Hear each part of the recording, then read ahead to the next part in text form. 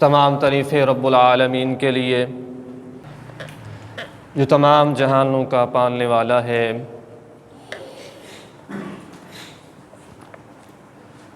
لا تعداد درود و سلام فخر الرسل امام الانبیاء و اتقیاء و اصفیاء احمد مجتبی محمد مصطفیٰ صلی اللہ علیہ وسلم کی ذات گرامی پر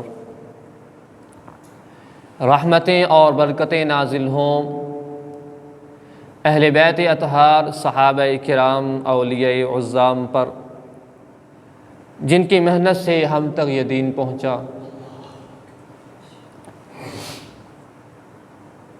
حاضرین مجلس، عزیز بزرگوں، دوستوں، میں نے آپ کے سامنے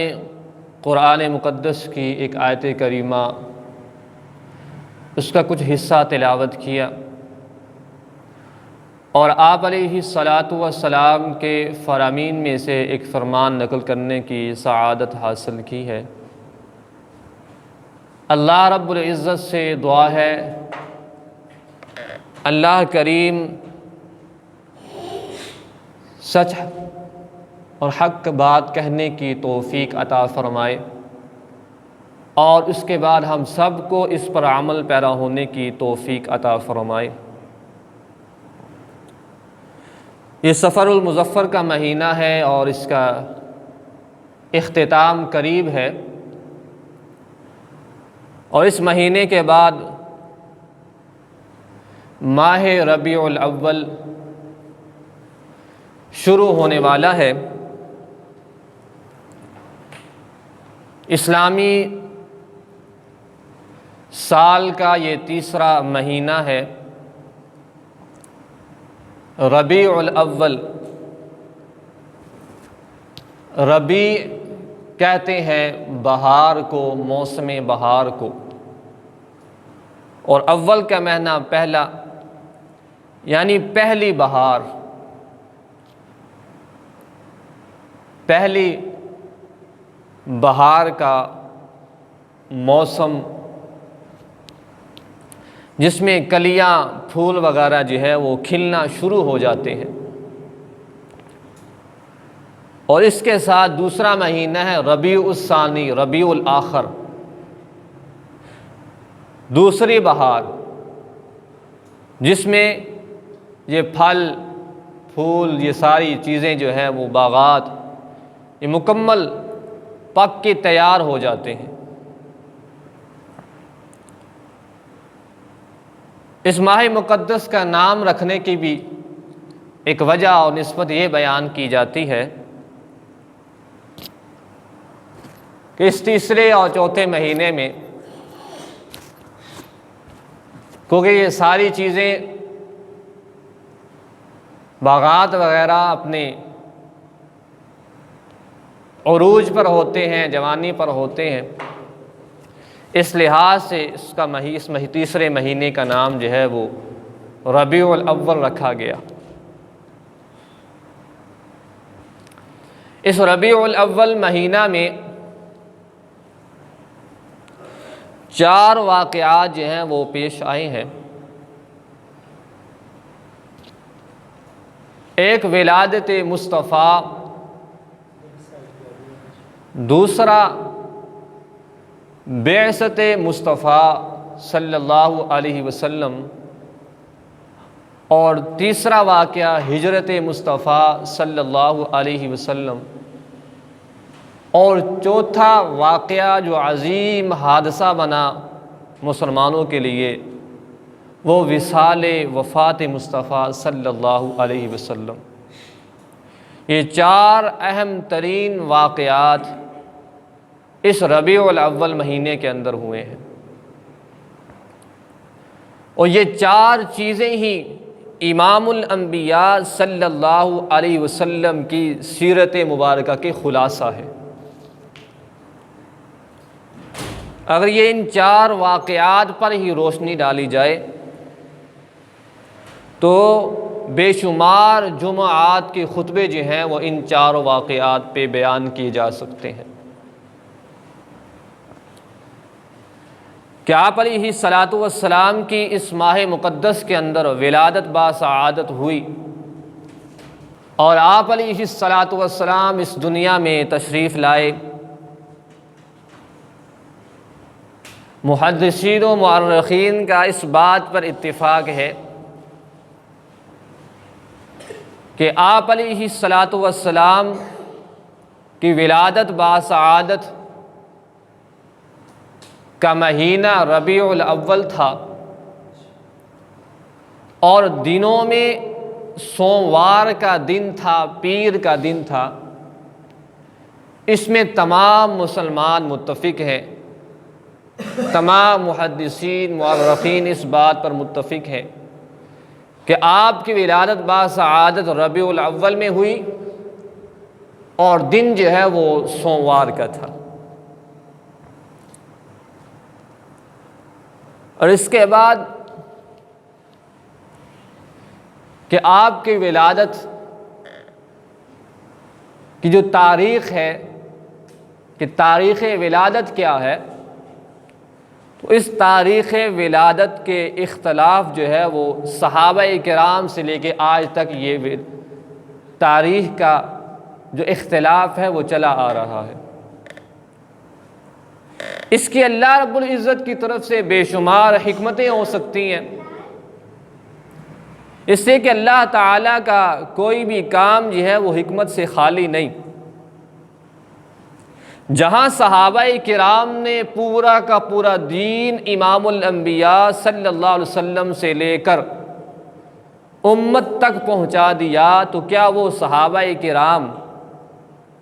امام الانبیاء کی تاریخ ولادت کو وہ محفوظ نہیں کر سکتے تھے؟ تو یہ اللہ رب العزت کی طرف سے اس کی کوئی حکمت تھی کہ صحابہ کے دور سے لے کے آج تک امت جو ہے وہ یقین کے ساتھ یہ بات نہیں کہہ سکتی کہ آپ کی ولادت باسعادت جو ہے یا 12 ربیع الاول کو ہوئی ہے، یا 8 کو ہوئی ہے، یا 2 ربیع الاول کو ہوئی ہے، یا 10 ربیع الاول کو ہوئی ہے۔ یہ شروع سے یہ اختلاف جو ہے وہ چلا آ رہا ہے،